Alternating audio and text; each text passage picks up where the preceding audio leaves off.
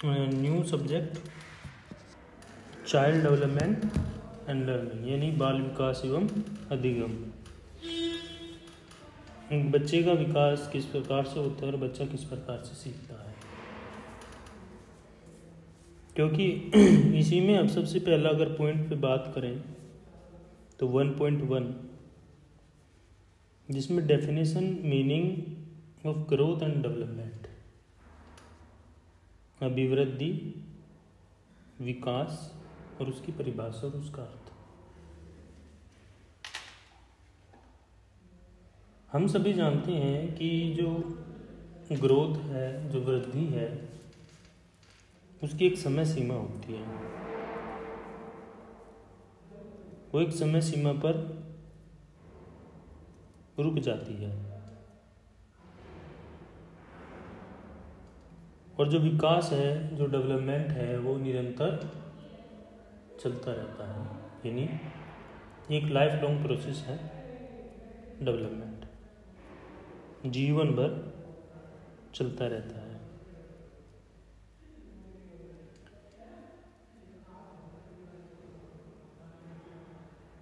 क्योंकि ये डेवलपमेंट और या अभिवृद्धि जो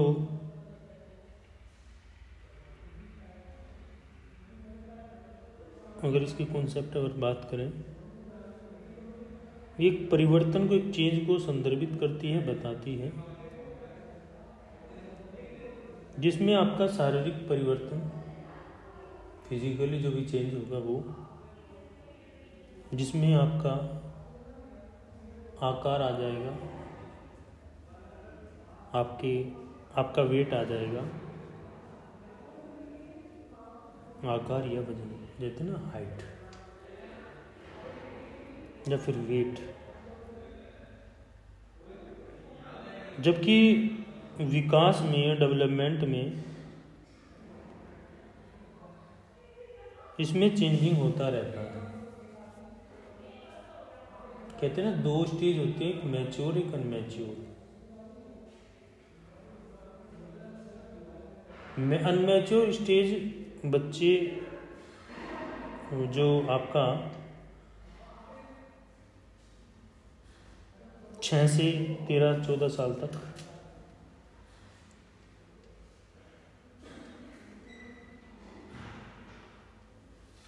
वो प्रोसेस चलती है। फिर मैच्योरेशन की स्टेज में आ जाते हैं।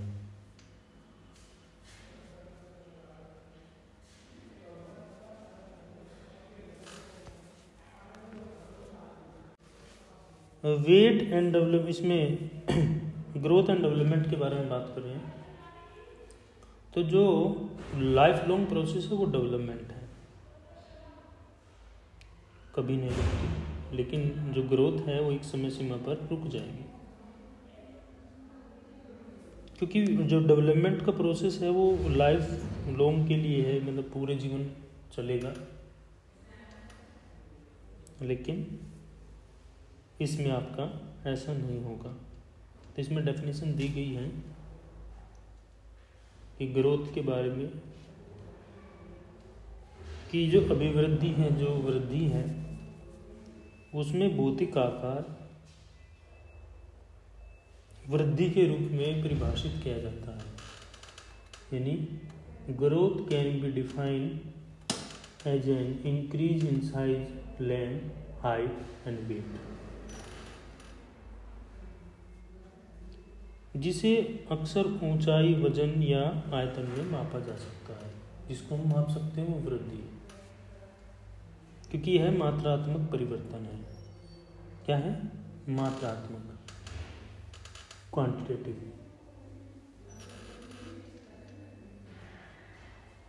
जो कोशिका विभाजन और विभेदन के परिणाम स्वरूप होता है, जो ऑर्गेनिज्म इंडिविजुअल्स के द्वारा होता है। मतलब एक अभिवृद्धि को हम क्या एक क्वांटिटेटिव के रूप में जानते हैं, मानते हैं, जिसका हम माप कर सकते हैं।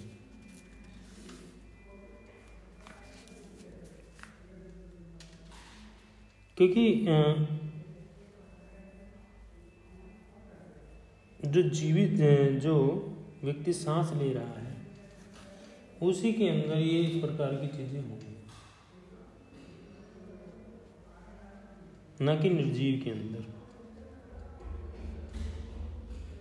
और डेवलपमेंट एक स्टेज ऐसी भी आती है कि जिसमें ग्रोथ धीमी हो जाएगी और डेवलपमेंट भी उसमें धीमा हो जाता है। वो स्टेजेस हैं, 4 स्टेजेस हैं। 4 स्टेजेस में एक स्टेजेस ऐसी है जिसमें ग्रोथ एंड डेवलपमेंट साथ साथ चलते हैं, और जिसमें जो डेवलपमेंट होगा वो धीमा हो जाएगा और ग्रोथ भी धीमी होगी, धीमी गति होती है।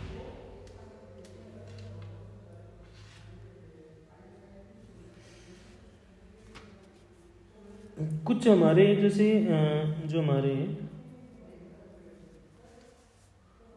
वैज्ञानिक हुए हैं, मनोवैज्ञानिक हुए हैं, उन्होंने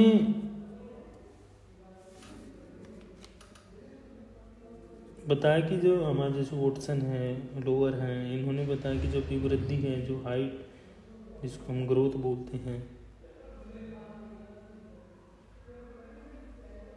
वो एक क्वांटिटेटिव चेंजिंग है, बस मात्रात्मक परिवर्तन है।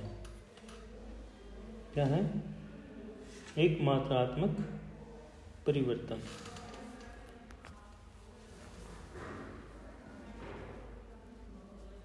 अब नेक्स्ट ये कह रहे हैं कि जो विकास है, जो डेवलपमेंट है, वो कैसे हम उसको किस प्रकार से हम डिफाइन करते हैं, बताते हैं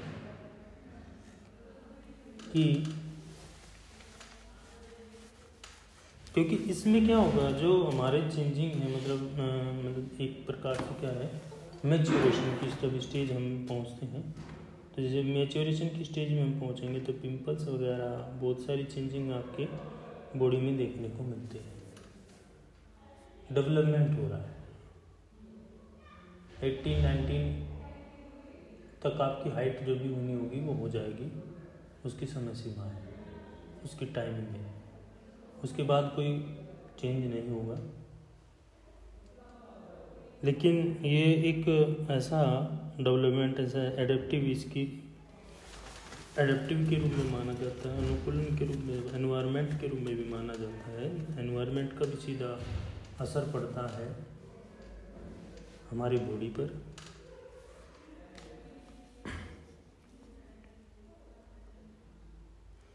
क्योंकि ये जो प्रोसेस शुरू होती है, ये जब बच्चा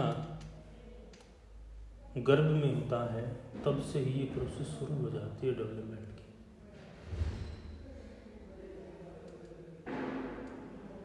जब तक वो पैदा नहीं होता तब से शुरू हो जाती है, और जब तक चलती है जब तक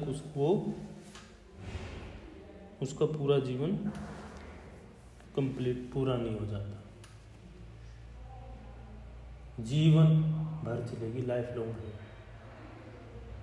पैदा होने से पहले शुरू हो जाती है विकास की प्रक्रिया, डेवलपमेंट की प्रोसेस कंटिन्यू। वो मात्रात्मक है तो ये गुणात्मक है। कैसा है? क्वालिटेटिव। ये क्वालिटेटिव है, वो क्वांटिटेटिव है।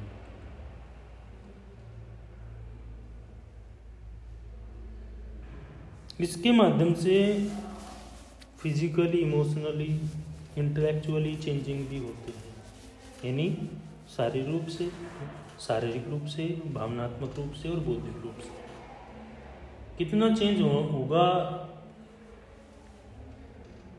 और चेंज होता रहता है। इंटेलेक्चुअली भी हम जो सोचने समझने की क्षमता है हमारी, वो भी डेवलप होती जाती है। इमोशनली डेवलपमेंट बहुत ज़्यादा होता है। जैसे 13-14 ईयर का बच्चा है और वो क्या चाहता है, वो ये चाहता है कि मुझे कोई रोके ना टोके ना, उसको पीट दिए तो वो रोने लगेगा या अपने आप को अपने शरीर में चोट लगवा लेगा। तो मतलब इस प्रोसेस में क्या है कि मतलब इनमैच्योर जो मैच्योरेशन की स्टेज में, मतलब अनमैच्योर की स्टेज में होता है बच्चा 13-14 के बीच, जिसमें वो समझ नहीं पाता, वो ये चाहता है कि भाई मुझे कुछ कहे ना कोई और मैं जैसा करूँ ठीक है। फ्रेंड सर्कल में वो रहता ज़्यादा है। इसमें फ्रेंड सर्कल में रहने की कोशिश वो करता है। 13-14 में ज़्यादातर वो रहता है। उसको रोकने टोके ना कोई, उसको ज़्यादा बैरियर उस पर ना डाले, बंदिशी ना हो, कहाँ से आए हो क्या कर रहे हो, कोई ना रोके टोके। तो ये वो स्टेज है जिसमें बच्चा अनमैच्योर स्टेज में होता है। और जैसे जैसे वो स्टेज कंप्लीट हो जाएगी 15, 16, 17, 18, 20, तब भी वो मतलब एक कहते हैं ना स्टेज स्ट्रगल स्टेज 18 ईयर, तो वो स्ट्रगल स्टेज 18 ईयर होती है, जिसको हम हिंदी में बोल सकते हैं संघर्ष एवं तूफान की अवस्था, जिसमें जो चाहे वो हो सकता है, जिसमें भटकाव की स्थिति होती है, मतलब उनको कोई भी डाइवर्ट कर सकता है। अगर हम सही डायरेक्शन में जा रहे हैं, राइट डायरेक्शन हमें मिली हुई है, तो काम बन जाएगा। और लाइफ बिगड़ भी सकती है, इसमें सुधर भी सकती है, बिगड़ भी सकती है।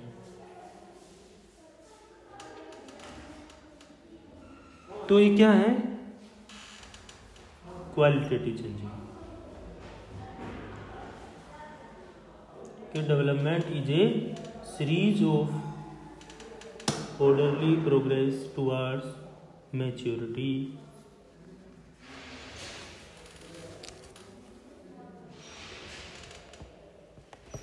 मतलब इसमें चेंजिंग होगा और समय रहते रहते चेंज होता रहता है,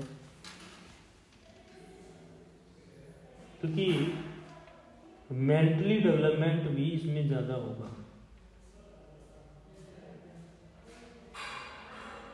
तो जिसको हम विकास मानते हैं या डेवलपमेंट कहते हैं,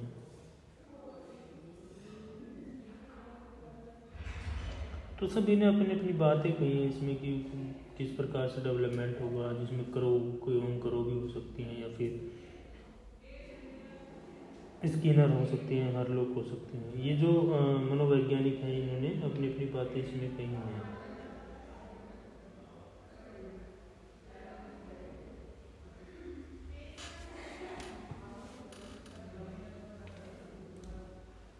इसमें ग्रोथ और डेवलपमेंट को लेकर के डिफरेंसिंग भी बताया है। डिफरेंस क्या है? तो डिफरेंस जो आता है कि अभिवृद्धि में होने वाले सभी परिवर्तनों को मापा जा सकता है, कि इनको मापा जा सकता है। इसको क्या किया जा सकता है? माप सकते हैं, क्योंकि वो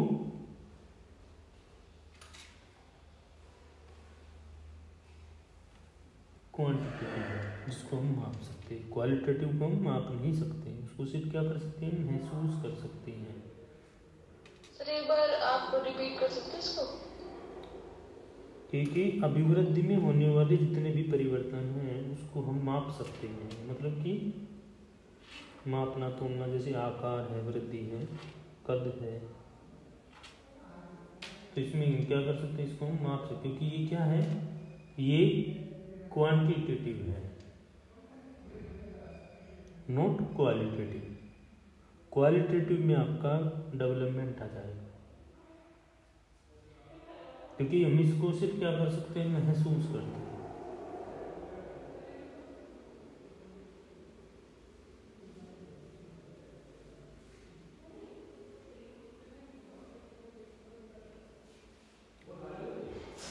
जो डेवलपमेंट है उसमें क्वालिटेटिव और क्वांटिटेटिव चेंजिंग भी होगी, यानी मात्रात्मक गुणात्मक परिवर्तन दिखते हैं। और जो ग्रोथ है, ग्रोथ में आपकी सिर्फ क्या होंगे? क्वांटिटेटिव, यानी मात्रात्मक परिवर्तन ही दिखाई देंगे।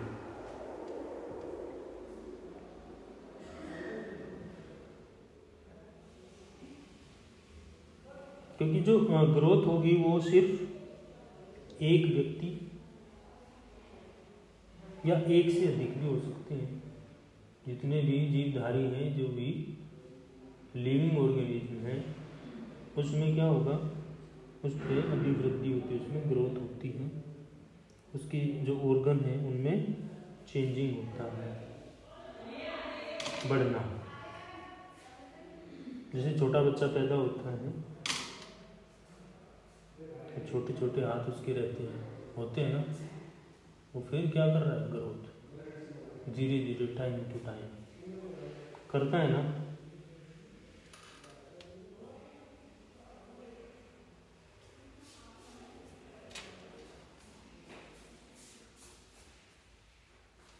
वो डेवलपमेंट क्या करता है, डेवलपमेंट में पूरी बॉडी का डेवलपमेंट होगा, पूरे संपूर्ण शरीर का डेवलपमेंट होगा।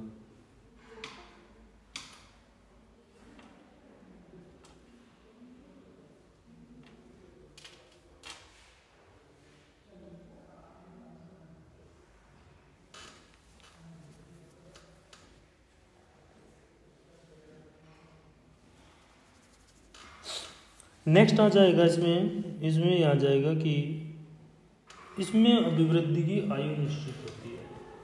मैंने बताया था स्टार्टिंग में कि इसका टाइमिंग पीरियड होता है ग्रोथ का, क्योंकि आगे नहीं जाएगी, क्योंकि जैसे ही एडोलसेंस स्टेज आएगी, जैसे ही आपकी किशोर अवस्था आएगी, वैसे वो रुक जाएगी, उसके बाद नहीं। जिसकी 5 फुट 3 इंच हाइट है वो 3 इंच ही रहेगी, 4 नहीं होगी। वो 5 फुट 6 इंच है, 6 फुट है तो उसकी 6 ही रहेगी, वो 6.5 नहीं होगी, वो वहीं पे रुक गई।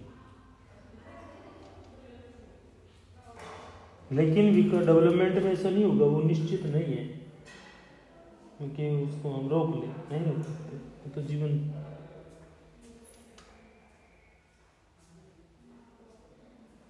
ऐसे। इसमें सारी चीज़ें ऐसे बॉडी का भी है, सारे जो फिजिकल एंड मेंटली परिपक्वता, जैसे जैसे ग्रोथ बढ़ती है, जैसे जैसे अभिवृद्धि होती है, वैसे वैसे फिजिकल एंड मेंटल मैच्योरेशन भी होता है।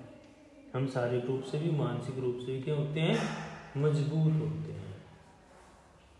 जैसे जैसे हम काम करते जाते हैं, जैसे जैसे हम पढ़ते जाते हैं, वैसे वैसे हमारे अंदर बहुत सारी चीज़ें चेंजिंग होता दिखेगा। और जो डेवलपमेंट होगा वो एनवायरनमेंट पर डिपेंडेड होता है, क्योंकि ये एनवायरनमेंट से भी रिलेटेड होता है, संबंधित होता है, क्योंकि एनवायरनमेंट का हमारे ऊपर सीधा प्रभाव पड़ता है। पड़ता है ना, पड़ जाएगा। देखो मैं बता देता हूँ कैसे पड़ता है। एक पढ़ने वाला बच्चा है, एक ना पढ़ने वाला बच्चा है, और आप ना पढ़ने वाले बच्चे के पास बैठो, एनवायरनमेंट का देखो सीधा सा प्रभाव है डेवलपमेंट का। जो आपकी सीखने सिखाने की प्रक्रिया उसमें गिरावट आ जाएगी। जो अगर ना पढ़ने वाला बच्चा, गिरावट क्यों आ जाएगी, क्योंकि वो पढ़ता ही नहीं, वो किसी प्रकार की उसको भी बोलेगा नहीं मत पढ़। और एक पढ़ने वाला बच्चा, आप पढ़ने वाले बच्चे के पास बैठो, है ना चेंज, डेवलपमेंट चेंज यहीं पे दिख रहा है, होता है नहीं, बताओ।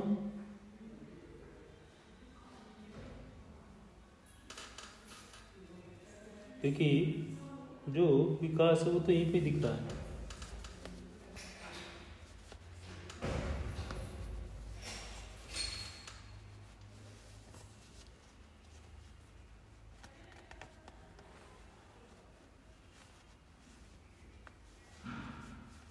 नेक्स्ट पॉइंट है 1.2। ये कह रहा है कि principle and factor affecting development, विकास के सिद्धांत और उसको प्रभावित करने वाले कारक।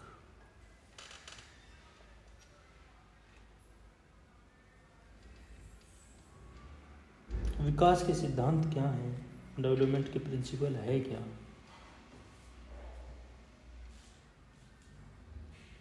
क्योंकि बच्चे के अवलोकन करने के लिए क्या करना पड़ेगा, अगर हम एक बच्चे को ऑब्जर्वेशन करते हैं तो उसके लिए बहुत सारी चीज़ें हमें इकट्ठा करनी पड़ेगी।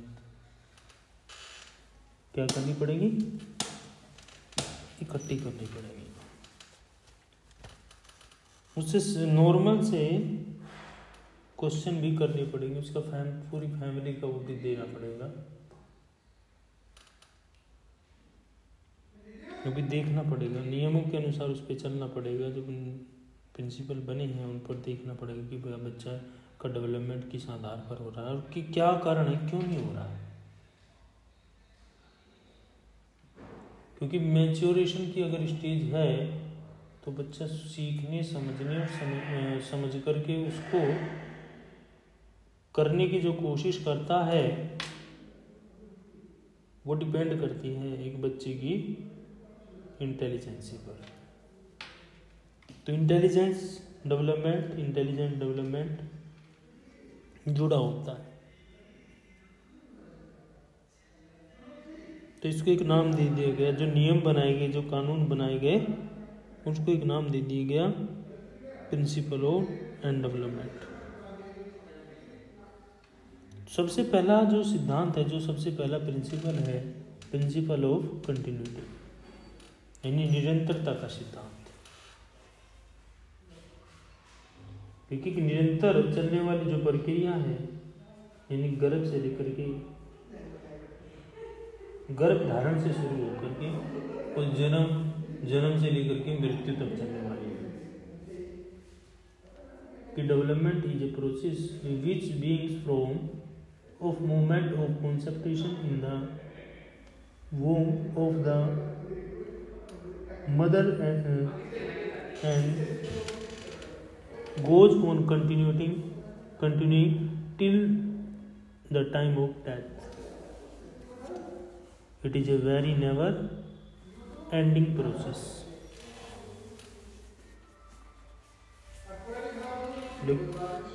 क्योंकि यह कभी ना खत्म होने वाली प्रोसेस है, प्रक्रिया है। चेंज थोड़ा हो, छोटा हो, कम हो, लेकिन होगा जरूर। वही व्यक्ति की पर्सनैलिटी पर इफेक्ट होगा। एक बच्चा है जो 10th में था और एक बच्चा है जो BSc कर रहा है, BA कर रहा है, DED कर रहा है। 10th में, 12th में और DED में या BSc में या BA में, उसके तब के उसमें डेवलपमेंट में चेंज देख लो और करंट का जो डेवलपमेंट है उसमें चेंज देख लो, मिल जाएगा।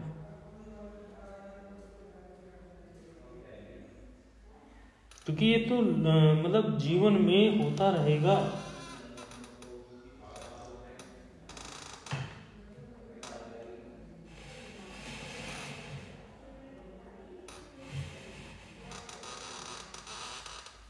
नेक्स्ट आ जाता है व्यक्तिगत भिन्नता का सिद्धांत, जिसको हम प्रिंसिपल ऑफ इंडिविजुअल डिफरेंस भी बोलते हैं। ये कहते हैं कि जो हर एक व्यक्ति है, जो जीव है, जो व्यक्ति है,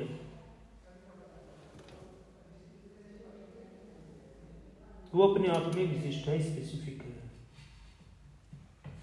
क्या है? स्पेसिफिक है, क्रिएटिव है।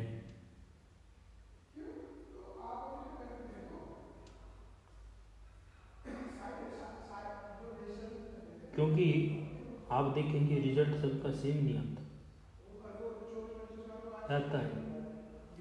जैसे क्लास में 35 स्टूडेंट हैं, क्या 35 स्टूडेंट के 90% मार्क्स आ जाएंगे? बताओ, कोई भी बताओ। क्या 35 स्टूडेंट के 90% मार्क्स आ जाएंगे? आएंगे ना, अलग अलग। वो क्यों आती है?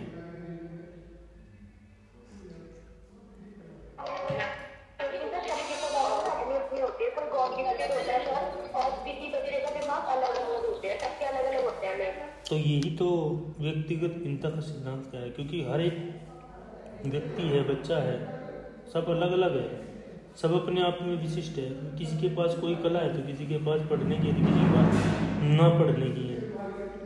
कोई कुछ सीख रहा है तो कोई कुछ सीख रहा है। हम किसी को ये नहीं कह सकते कि ये कमज़ोर है, क्या पता वो दूसरी चीज़ में वो माहिर हो, क्या वो दूसरे सब्जेक्ट में माहिर हो।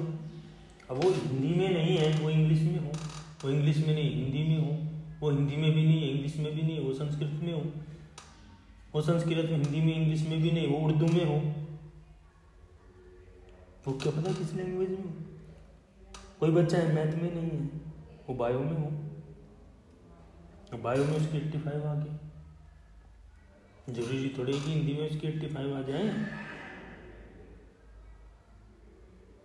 तो यहाँ पे क्या है, अपने आप में हर एक व्यक्ति क्या है, स्पेसिफिक है। हम किसी को ये नहीं कह सकते इससे नहीं है, कहते हैं जिसका काम है उसको ही साझे, अगर दूसरा करे तो जूताबाजी, कहते हैं ना, जिसका जो काम है वही करेगा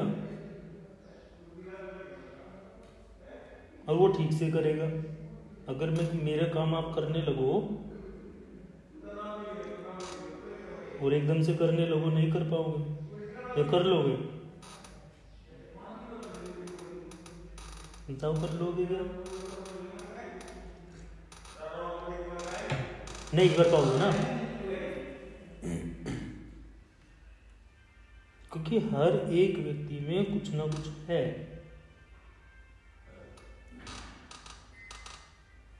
क्योंकि सबके कहते हैं ना रिजल्ट चेंज इसी वजह से है, किसी का कम है तो किसी का ज़्यादा है।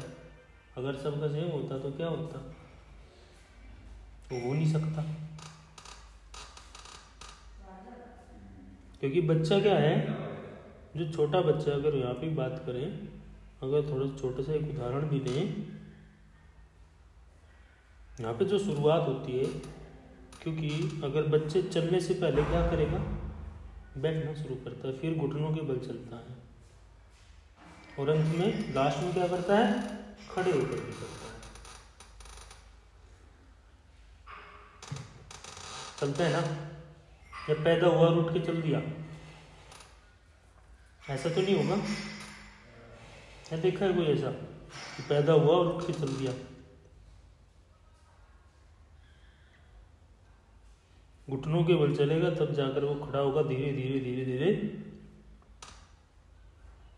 और ये स्टेजेज, ये डेवलपमेंट धीरे धीरे जैसे जैसे समय और उसकी उम्र होती है वैसे वैसे ये चेंज होता रहता है।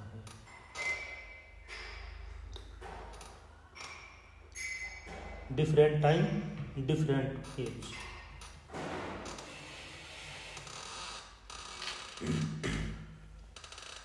नेक्स्ट है विकास दर में एक रूपता का अभाव के सिद्धांत।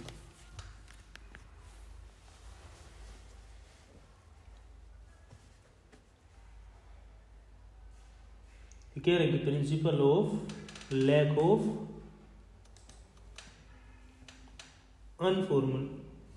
अनफॉर्मिटी इन द डेवलपमेंट रेट।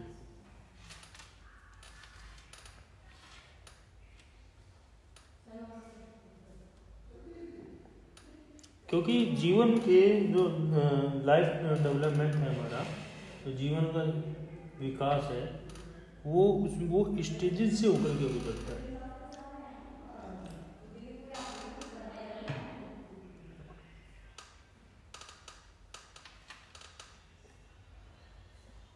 क्योंकि जब डेवलपमेंट होता रहता है, जिस टाइम डेवलपमेंट होता रहता है उस समय कोई चेंज नहीं दिखता, दिखाई भी नहीं देगा, और जैसे ही वो अचानक से तेजी से दिखाई देता है,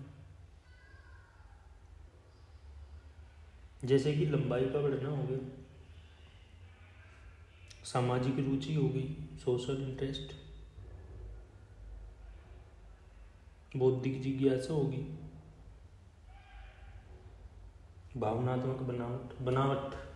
अब यहाँ पे देखो 2-3 शब्द दिए गए इन्होंने, ये क्या रहे कि लंबाई का बढ़ना दिखता है, एकदम से दिखता, वो एकदम से अचानक से तेजी से दिखाई देगी कि वो हाइट बढ़ गई इसकी, तो वो दिखती थोड़ी है कि अब बढ़ रही है, आज बढ़ी इतनी, कल इतनी बढ़ी, वो क्या है, एकदम से दिखाई देगी। सामाजिक रुचि, लोगों के पास बैठना, जो बड़े बुजुर्ग हैं उनके पास बैठना, उनकी बातें सुनना, इंटरेस्ट लेना, बहुत अच्छी बात बता रही है, चेंज है।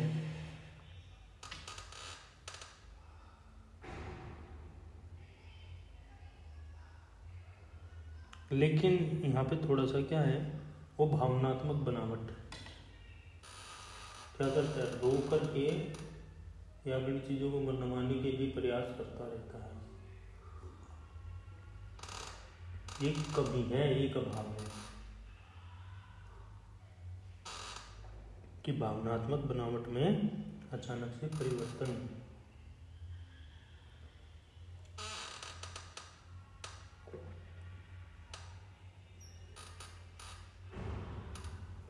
वो ये चाहता है, अगर दूसरा जो है ना, दोस्त का जो सोहन है वो अच्छे कपड़े पहने हुए है और मुझे नहीं मिले, अब तो मुझे भी जैसे ही चाहिए, लेकिन वो पहन नहीं करता था, वो अभी ये चीज़ हुई है इसके अंदर। नेक्स्ट है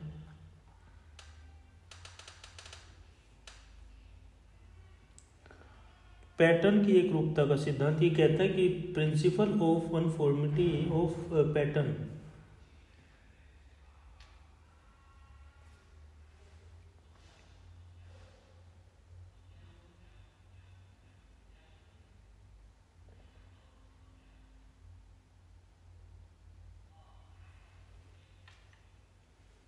क्योंकि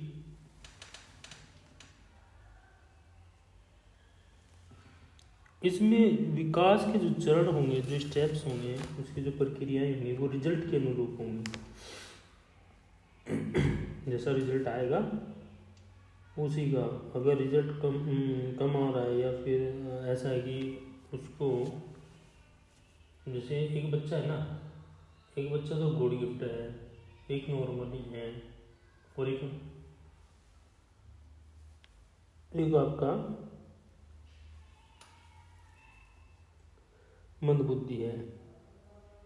अगर ये तीनों प्रकार के बच्चे और हम कंपैरिजन करने लगे तीनों को एक साथ लेकर के, तो तीनों के जो डेवलपमेंट में चेंज है मिलेगा। एक के में कमी है, दूसरे के में भी कमी है, और तीसरे के में भी कमी है। कमी कहाँ मिलेगी? कमी मिलेगी सीखने की। जो प्रोसेस है, जो लर्निंग की जो प्रोसेस है, वो वहाँ पे कमी मिल जाएगी। वो स्टेप बाय स्टेप करता है, चाहे वो लैंग्वेज से संबंधित हो या लैंग्वेज से जुड़ा हुआ हो या फिर नकल से जुड़ा हुआ हो। कहते हैं चीटिंग, आप किसकी नकल कब तक कर सकते हो? ये भी एक डेवलपमेंट प्रोसेस ही है। लैंग्वेज डेवलपमेंट भी एक हमारा डेवलपमेंट ही है।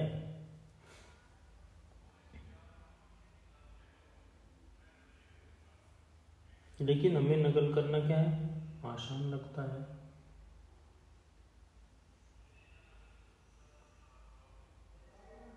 कॉपी कर रहे हैं ना किसी की, क्योंकि ये जो ह्यूमन बींग्स है ये नॉर्मली है एक ह्यूमन बींग्स के लिए, और ये कमी भी है। अब नेक्स्ट कह रहा है कि सामान्य से विशिष्ट की ओर बढ़ने का सिद्धांत। अब general to specific, general to specific.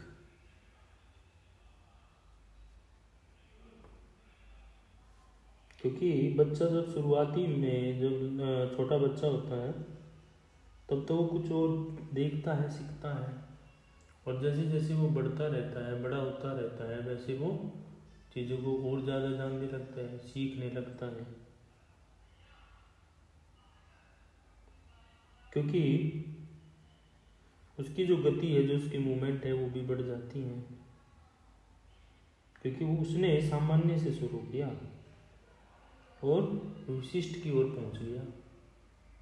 करते हैं ना, भाई शुरुआत हमने छोटे से की, फिर हम बड़े काम पे काम करना शुरू कर दिया। ऐसे ही छोटा बच्चा है, छोटा बच्चा क्या करेगा, मतलब थोड़ा सा हिलेगा डुलेगा, फिर अपना खड़ा होगा, गिरेगा, फिर चोट लगेगी, फिर खड़ा होगा, फिर चलेगा, फिर अपना काम करना शुरू करेगा। मतलब कितना उसको प्रयास करना पड़ता है, कोई चीज़ उसको पकड़नी है, जैसे कुछ सामने खिलौना रखा है और वो चल नहीं, खड़ा होने की कोशिश करेगा, गिरेगा, खड़ा हो गया, फिर गिरेगा, क्योंकि उसको तो एक वो खिलौना दिख रहा है कि मुझे तो खिलौना उठाना है जाके। तो ये जो सामान्य से विशिष्ट की ओर, मतलब मुझे कहाँ जाना है, मुझे जाना है खिलौने तक, मुझे तो वो लेके आना है। सामान्य क्या है, जैसे आप वो जिस कैटेगरी में जिस उसमें बैठा है, जिस स्टेज में बैठा है, वो नॉर्मली है, और वो जा रहा है किसकी तरफ, विशिष्ट की ओर जा रहा है, कि वो तो सामान लाना है मुझे।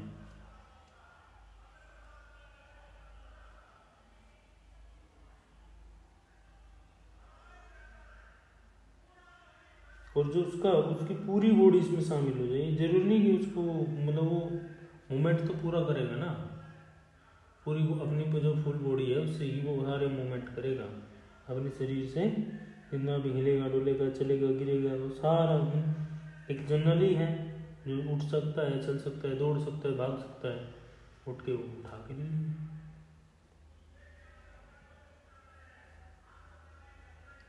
और जैसे जैसे विकास होता जाता है, डेवलपमेंट होता जाता है, वैसे वैसे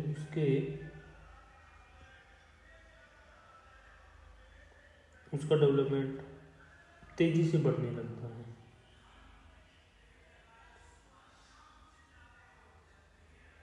उसके बोलना, उसका चेहरा, उसकी आंखें, सब सीमित, मतलब एक प्रकार से क्या है, जिस कोई काम करेगा तो वो ध्यान देगा कि हाँ मुझे ये काम ठीक लग रहा है, नहीं कर रहा है, नहीं करना, छोड़ देना इसको।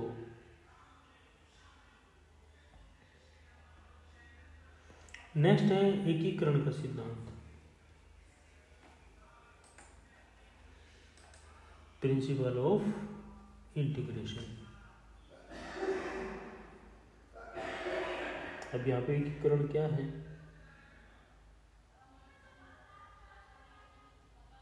क्योंकि जैसे जो किसी बच्चे के अंदर कोई स्पेसिफिक चीज़ है कि हाँ ये इस काम को करता है, इस काम को जानता है या करने की कोशिश करता है, वो आपकी किस में आ जाएगी, स्पेसिफिक में। और ये लास्ट जो रिजल्ट भी होगा इसका, वो भी आपका यही होगा।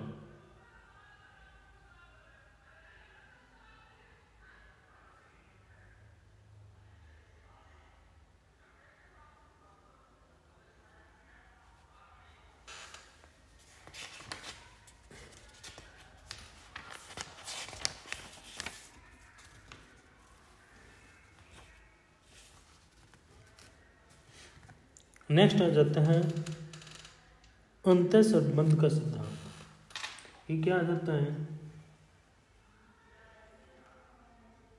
यह the principle of inter relation.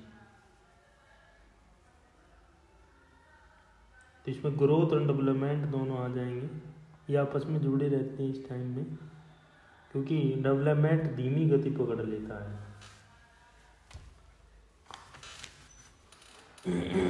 ये सीधे से तौर पर क्या है, उसको रोकने, जैसे जैसे ग्रोथ होगी डेवलपमेंट उसको डेवलपमेंट थोड़ा धीमा हो जाएगा, गति उसकी धीमी हो जाएगी। मतलब एक कहते हैं ना, स्वस्थ शरीर में स्वस्थ मस्तिष्क का निर्माण, मतलब अगर बॉडी हेल्दी है, ठीक है, तो उसका माइंड भी कैसा होगा, हेल्दी ही होगा।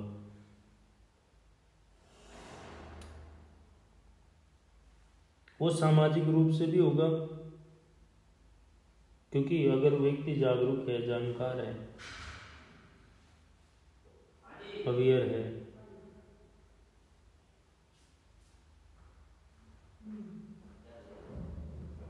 क्योंकि इसमें डायरेक्शन सबसे जो मेन इसमें पॉइंट आता है, वो डायरेक्शन, मतलब क्या किस डायरेक्शन में हम उसको लेके जा रहे हैं।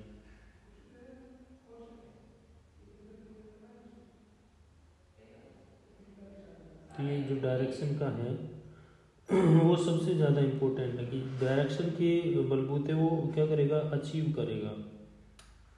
उसमें समायोजन और कुसमायोजन दोनों, मतलब एडजस्ट करने की भी, अनएडजस्ट करने की भी। हर चीज़ पर वो को इस एडजस्ट नहीं कर पा रहा है। समाज के बीच अगर कुछ ऐसे व्यक्ति भी हैं जो उसको टिकने नहीं दे रहे हैं,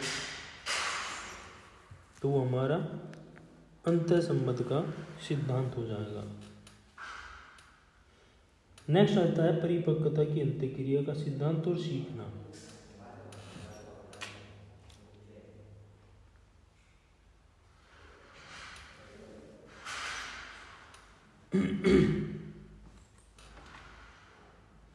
इसमें क्या है कि प्रिंसिपल ऑफ इंटरेक्शन,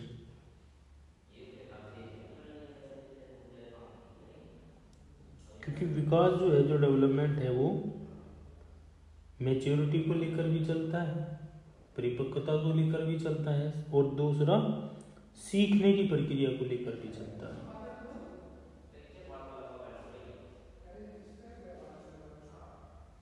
क्योंकि अगर हम यहाँ पे मैच्योरिटी की बात करें,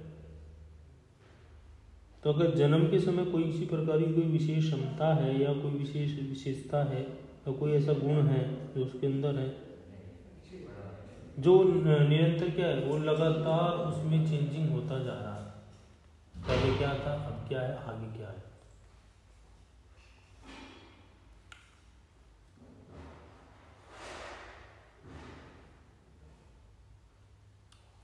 और सीखना है, मतलब सीखने से क्या है, एक्सपीरियंस लेगा, ट्रेनिंग करेगा, ट्रेनिंग लेगा तो वो एक्सपीरियंस होगा, एक्सपीरियंस होगा तो बिहेवियर में चेंज होगा, बस व्यवहार में भी तो चेंज होगा ना। और जैसे व्यवहार में चेंज होगा तो वहाँ पे क्या हो जाएगा, डेवलपमेंट चेंज, तो वो दिख जाएगा। एक बच्चा पढ़ रहा है, ग्रेजुएशन कर रहा है, पीजी कर रहा है, पीएचडी कर रहा है, जो पीजी कर रहा है वो ग्रेजुएशन कर रहा है, और पीएचडी जो कर रहा है उसमें अंतर नहीं है क्या, अंतर है ना, या नहीं है, बताओ।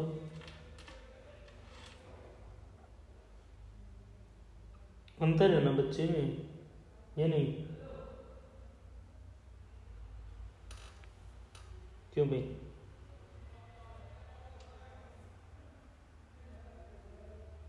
चेंज होगा ना। एक ग्रेजुएशन वाले बच्चे में, पीजी वाले बच्चे में, या फिर एक पीएचडी वाले बच्चे में चेंज होता है ना। तो यहाँ पे जो सारी जो प्रोसेस है वो हमारे से जुड़ी है, किससे, लर्निंग से, ट्रेनिंग से, एक्सपीरियंस से और बिहेवियर से। इसमें क्या होगा, चेंज होना शुरू हो जाएगा इस पार्ट में आपका। एक तो डेवलपमेंट मैच्योरेशन, और दूसरा डेवलपमेंट मैच्योरेशन तो एक ही है कि जो जन्म दर से शुरुआत है, मतलब बच्चे, छोटा सा बच्चा है, उसको सिखा रही है, वो चेंज उस पर बरकरार है, बना हुआ है। और एक वो जो हमने सीखा किससे, एक्सपीरियंस से, मेहनत करके, संघर्ष करके, स्ट्रगल करके, एक वो हो गया, होता है ना रिया।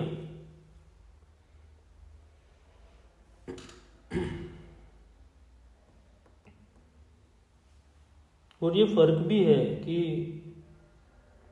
चेंज होता रहता है, बिहेवियर में भी चेंज होगा, सीखने में भी चेंज होगा। एक तो आप रट रहे हो, एक चीज आप समझ रहे हो, फर्क नहीं है क्या, क्यों?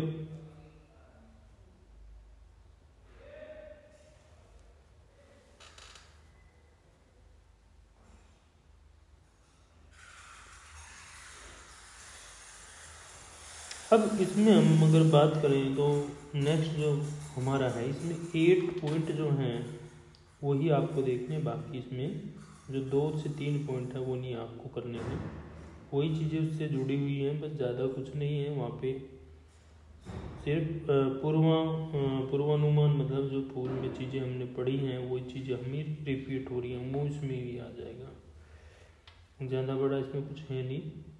और इसमें जो 8 पॉइंट है ये मेन है इसमें, क्योंकि इसमें आप दे सकते हैं, जैसे पूछ लिया जाता है कि जो डेवलपमेंट स्टेजेस हैं या फैक्टर हैं, जो प्रिंसिपल है, वो पूछ लिया जाता है कि विकास को प्रभावित करने वाले कौन कौन से कारक हैं।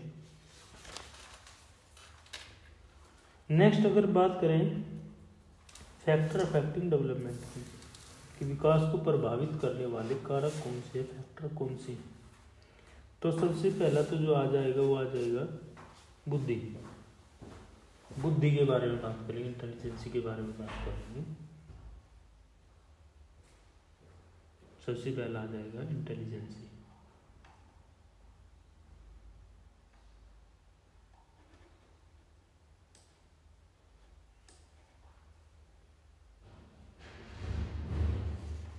इंटेलिजेंसी में यही है कि अगर बच्चे का जो दिमाग है वो डेवलपिंग स्टेज में अधिक और कम, अगर उम्र 21 वर्ष है, 22 वर्ष है, 22 साल का है, 23 साल का है, और अपनी उम्र के हिसाब से अच्छे से सोच नहीं पा रहा है, समझ नहीं पा रहा है, तो सीधी सी बात है वो अनमेच्योर डेवलपमेंट में है।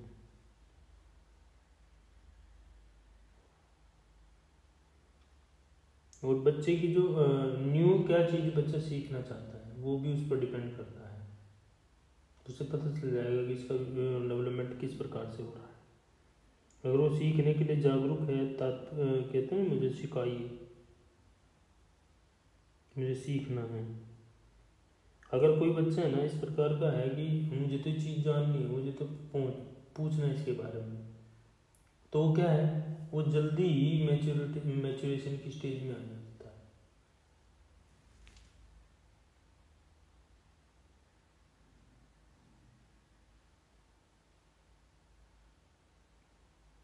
और इसकी अगर विपरीत बात करें, अगर इससे थोड़ा सा डिफरेंट बात करें, जो मंदबुद्धि बच्चा होता है, अगर उसका फिजिकली डेवलपमेंट हो जाए अच्छे से, लेकिन वो सोशल, इमोशनल, मोरल और मेंटली उसका जो डेवलपमेंट होगा वो बहुत धीमा होगा। कितना होगा? बहुत धीमा।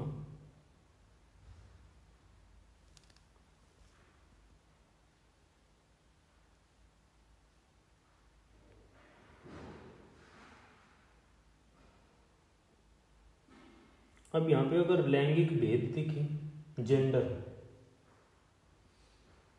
तो यहाँ पे जो मेल में और फीमेल में, यहाँ पे दोनों में भी चेंज मिलेगा, वो फिजिकली हो या फिर मेंटली हो। फिजिकली में अगर देखें कि जो उनकी हाइट वगैरह है तो वो भी अलग अलग मिलेगी। अगर एक ही उम्र के हैं, जैसे 13-14 में लड़के और लड़कियां हैं, तो उसमें 13-14 की एज में जो बॉयज़ की हाइट है वो ज़्यादा मिलेगी, गर्ल्स की कम मिलेगी।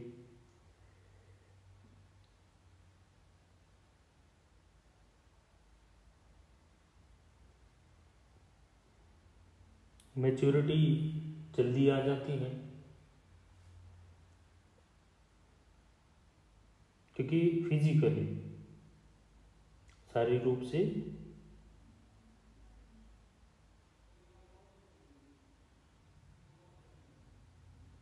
और लड़कियों का जो मेंटली डेवलपमेंट है वो लड़कों की अपेक्षा जल्दी होता है।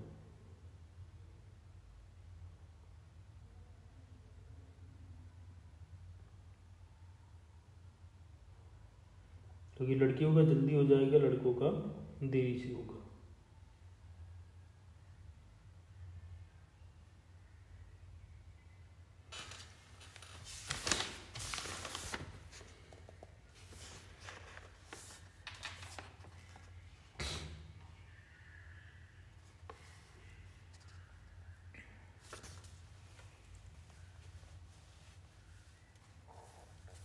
तो ये जो प्रभावित करने वाले कारक हैं, जैसे अंतःस्रावी ग्रंथियां हैं हमारी, तो हर एक बच्चे में अंतःस्रावी ग्रंथियाँ हैं जो हमारी ग्लैंड्स हैं। पिट्यूटरी ग्लैंड है, CNS है, सेंट्रल नर्वस सिस्टम। तो ये बच्चे के डेवलपमेंट को भी प्रभावित करती हैं। अगर ठीक प्रकार से काम नहीं कर रही हैं तो बच्चे का डेवलपमेंट भी इफेक्टिव होगा। जैसे ये थायराइड ग्लैंड है। अब ये थायराइड जो ग्लैंड है ये बच्चे को कद को, जो बच्चे का की हाइट है उसको इफेक्टिव करेगी।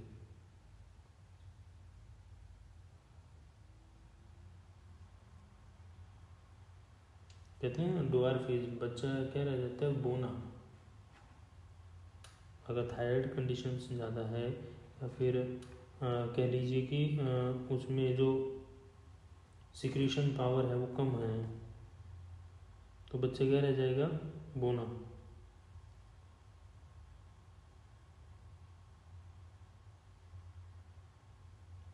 जो पीनियल ग्लैंड्स हैं, जो मस्तिष्क से जो हमारा माइंड है, ब्रेन है, उसको भी इफेक्टिव कर सकती है।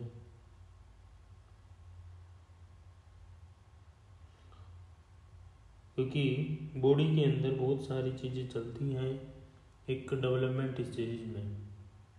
वो सेक्सुअल डेवलपमेंट भी हो सकता है।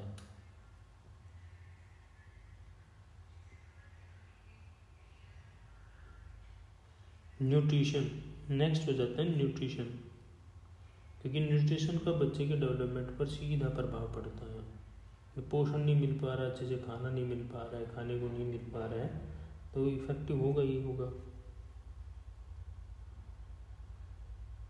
अच्छे से विटामिन नहीं, प्रोटीन नहीं, कार्बोहाइड्रेट नहीं, पानी नहीं पी रहा है तो शरीर और उसका मस्तिष्क, मतलब उसकी जो बॉडी है और उसका जो ब्रेन है वो दोनों मतलब संतुलित अवस्था में होना चाहिए, मतलब बैलेंस होना चाहिए। ऐसा नहीं हो कि काम ही, ब्रेन उसका काम ही नहीं कर रहा। काम कैसे करेगा जब उसके अंदर कुछ है ही नहीं, जब उसको एनर्जी मिल ही नहीं रही, अच्छा भोजन नहीं मिल रहा है। अब आप खा रहे हो सुबह 8 बजे और फिर आप खा रहे हो रात को 7-8 बजे, तो न्यूट्रिशन कहाँ से मिला? बीच में कुछ आप खा ही नहीं रहे, डिहाइड्रेशन की कमी हो रखी है। न्यूट्रिशन आपको आप हरी पत्तेदार सब्जियाँ नहीं खा रही हैं तो क्या है, सीधा सा प्रभाव पड़ेगा, उसका डेवलपमेंट भी रुकेगा। अभी कहते हैं कि प्योर एयर एंड लाइट, यानी शुद्ध वायु और प्रकाश।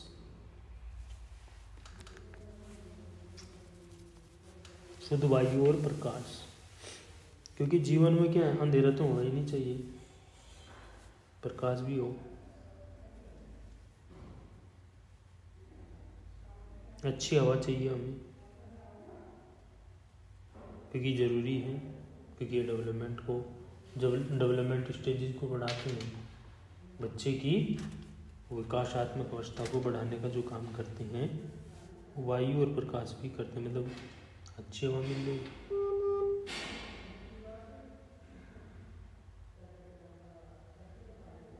और इसके अगर ये चीज़ें आपको प्रॉपरली नहीं मिल पा रही है, एयर नहीं मिल पा रही है तो शरीर क्या है, अक्षम हो जाता है। वो लोग काम करने के लिए तैयार नहीं है आपकी बॉडी।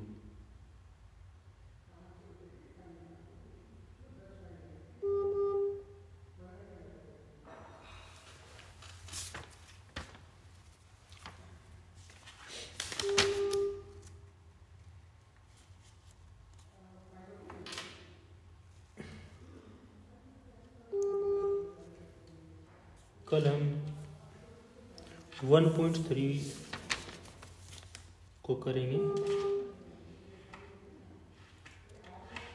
कल हम 1.3 को करेंगे और सैटरडे को किसी का कोई क्वेश्चन हो, कुछ डाउट हो, अपना पूछ लिया करो। कोई भी चीज़ें हैं तो पूछोगे तो जानोगे। और बीच बीच में ना, अब जैसे 28 तारीख नहीं, 27, 28, 16, 30 तारीख को, 1 तारीख को टेस्ट होगा। 1 दिसंबर मंडे है। ओके, कौन सा सब्जेक्ट होगा? ये आपका इंट्रोडक्शन टू डिसेबिलिटी का।